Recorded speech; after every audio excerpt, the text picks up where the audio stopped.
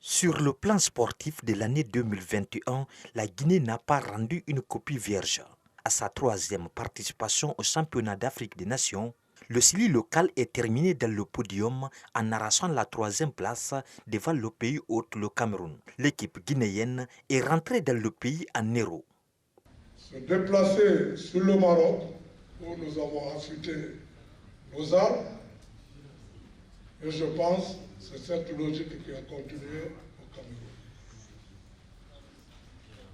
Le deuxième mérite, il faudrait reconnaître, revient à la Fédération guinéenne de football, et particulièrement au président Antonio Suarez. Qui a cru d'abord à Lampé Bangoura, à ma personne, mais à travers lui, la Ligue a organisé un championnat de niveau qui nous a permis de faire une sélection de taille. Et ces garçons, le premier slogan, je les ai dit, nous sommes les meilleurs. Nous sommes les meilleurs. Et chaque match correspondait à un discours. Et le dernier discours, faisons tout pour ne pas gâter l'ambiance que nous avons créée. Ils se sont battus dans ce sens. Sur le plan national en Ligue 1, le Horea de Conakry arrive largement en tête. Les Rouges et Blancs de Matam ont raflé leur 8e titre consécutif en championnat. En Ligue 2, on note le retour de Milo de Cancan dans l'élite, après son sacre en 2e division. Vous savez, au même titre que moi, que l'Horea a été toujours à l'avant-garde du football guinéen. Et nous faisons en sorte pour tenir toujours ce pari. Donc le mental est très très bien au jour d'aujourd'hui au niveau des joueurs. Et je pense que c'est pourquoi nous sommes en train de travailler d'arrache-pied pour booster notre football. Nous mesurons aujourd'hui tout le poids qui est sur le Horea par rapport, disons, à cette compétition. C'était pas facile, mais avec la volonté de Dieu et puis la bénédiction des parents, et le soutien du bureau du président Sori Doumbouya, le Milo, après 3 ans d'absence, est revenu maintenant en Ligue 1. C'est une fierté pour nous. Malgré ce bilan, la Fédération guinéenne de football est plongée dans une crise au sujet du renouvellement de son bureau exécutif. Vous savez que depuis le 28 février, date à laquelle le mandat du bureau sortant a été échu, par suite d'incompréhension entre les acteurs du football, on n'a pas pu organiser l'Assemblée générale qui a été reportée à 2 reprises.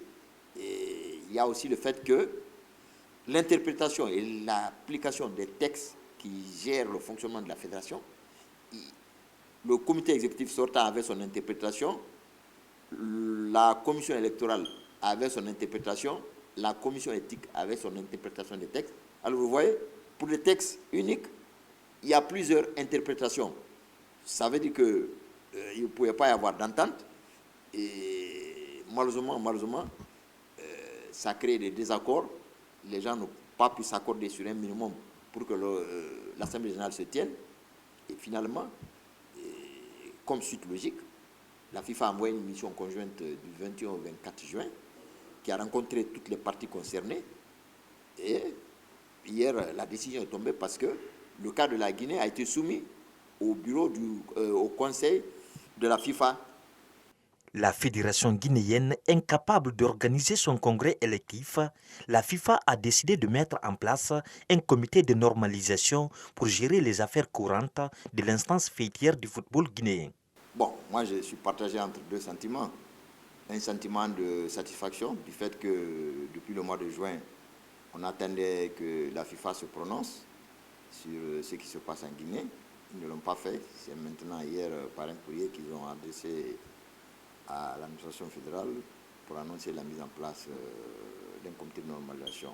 Bon, le second sentiment, je pense que à partir de la mise en place de ce CONOR, le football guinéen va repartir d'un bon pied. C'était attendu, c'est arrivé. C'est regrettable parce que un comité de normalisation, c'est toujours consécutif à une crise.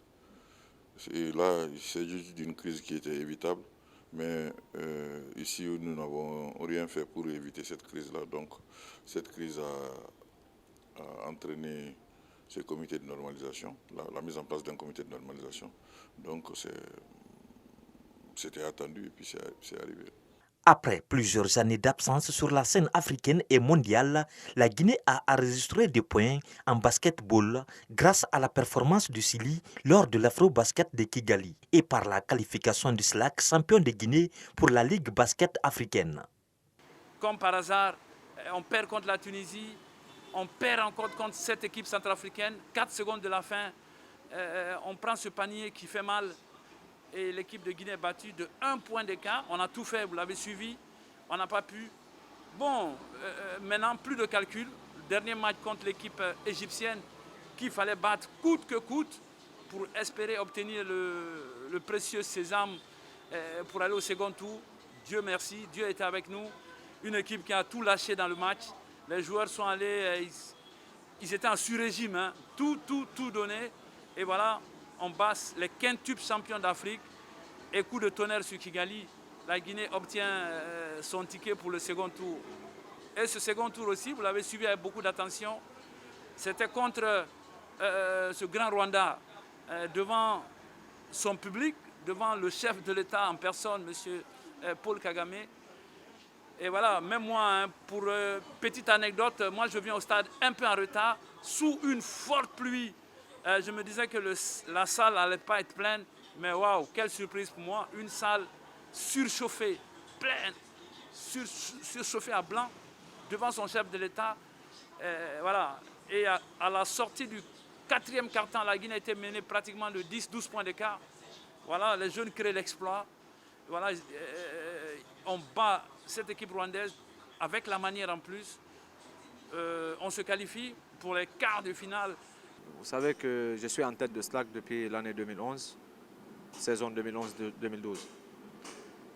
Dieu merci, SLAC est l'équipe la plus titrée en Guinée. On a 6 championnats plus 5 coupes nationales.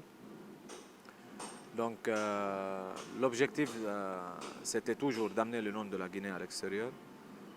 Et ça fait combien d'années maintenant, on se prépare même, c'était avant le club champion d'Afrique. On a passé dans les difficultés, beaucoup même. On n'a pas eu au fait la chance avant de participer, sauf à l'Afro-League, c'était en 2019. Après ça, en fin 2019 aussi, on a participé à la première édition des qualifications de la boule.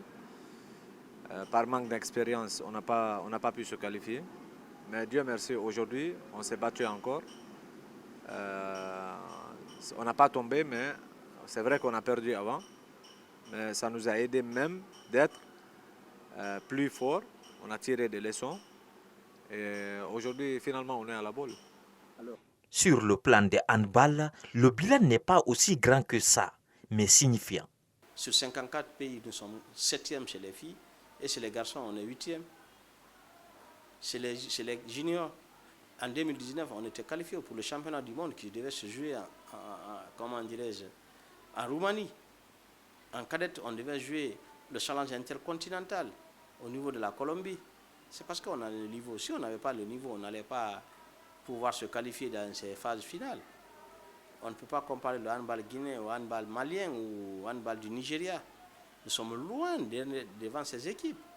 Donc moi, je me dis bien que le handball guinéen se porte très bien et nous faisons partie des meilleures nations de handball sur le plan continental.